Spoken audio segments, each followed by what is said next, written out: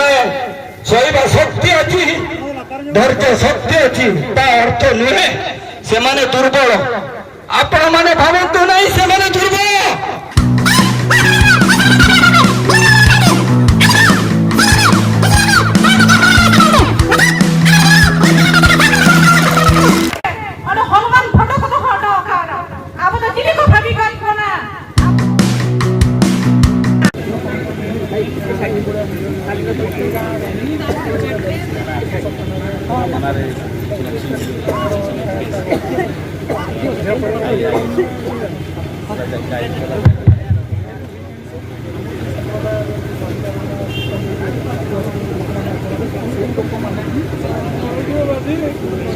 से लोक मैंने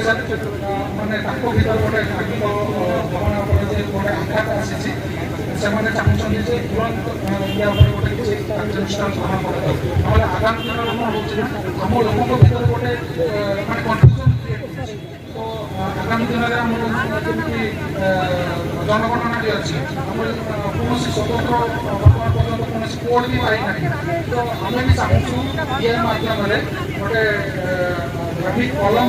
गोटे आम व्यवस्था कर गोटे व्यवस्था कर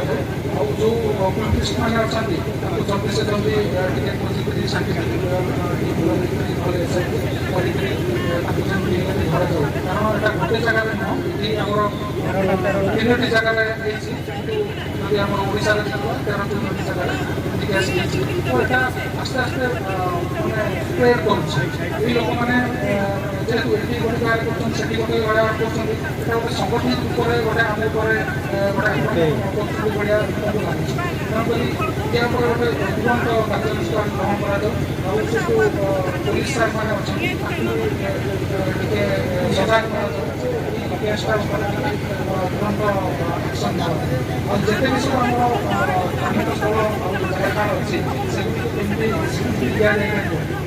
से सार आम दाबी रखी से जब शासन प्रशासन किसी कार्यानुष्ठान ग्रहण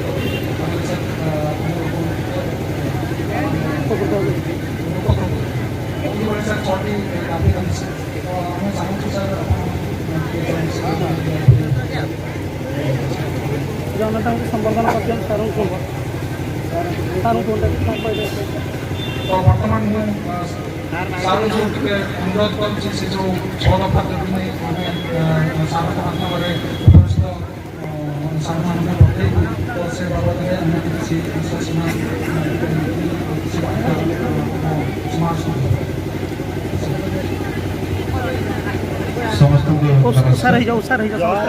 टिके वाइड हो जांदु एठी आपनकर जहाँ इश्यूज अच्छी मु पढ़ी पारुछि आमर ऑनरेबल प्रेसिडेंट ऑफ इंडिया के उद्देश्य ऑनरेबल गवर्नर ऑफ ओडिशा के उद्देश्य honourable chief minister government of Odisha के उद्देश्य थ्रू सब कलेक्टर 6टा पॉइंट देछंती 6टा पॉइंट को आम निजे भी तर्जमा करूँ तद सहित आम आयर अथॉरिटी को पठे कि जहाँ भी आपंकर ग्रीवेंसेस अच्छे मैंने आम ट्राए करूँ अति शीघ्र समाधान करने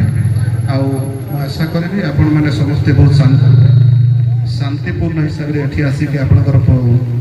एजिटेशनटा कले से आपण मानक आउ थे बहुत बहुत धन्यवाद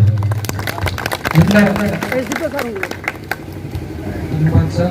तो वर्तमान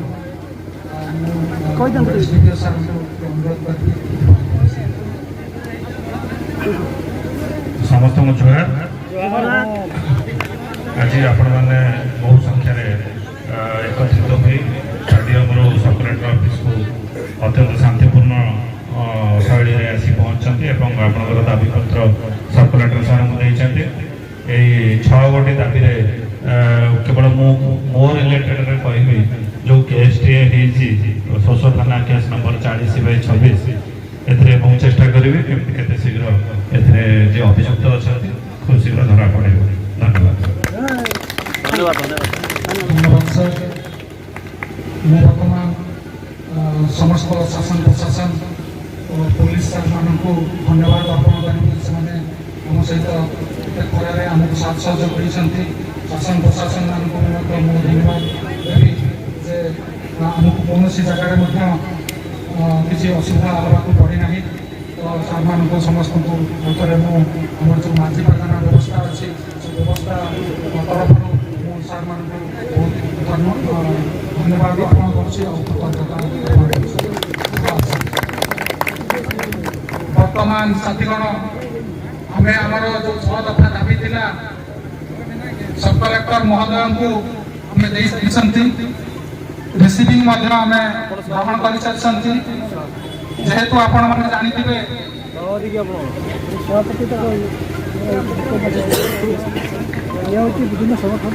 ତ ଆମର ସମୟ ଥିଲା 9ଟାରୁ 1, ତ ଆମର ଯେଉଁ ଟାଇମ୍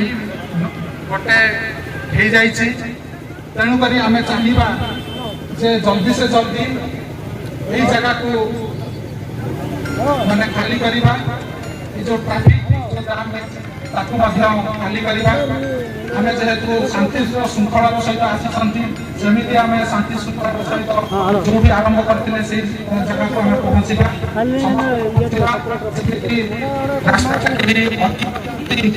ତା ପ୍ରତି ଆମର ଯେଉଁ ଭଲେଣ୍ଟିୟର ଭାଇମାନେ ଅଛନ୍ତି, ଯେଉଁ କଲେକ୍ଟର ମାନେ କମିଟି ମେମ୍ବର ମାନେ ଅଛନ୍ତି, ସେମାନେ ଦାୟିତ୍ୱର ସହକାରେ ତାଙ୍କୁ ପାଛୋଟି ନେବେ, ସେ ପଡ଼ିଆ ମଧ୍ୟକୁ ଆଉ ଫେରାଇ ନେବେ ନିଜ ନିଜ ଗାଁକୁ।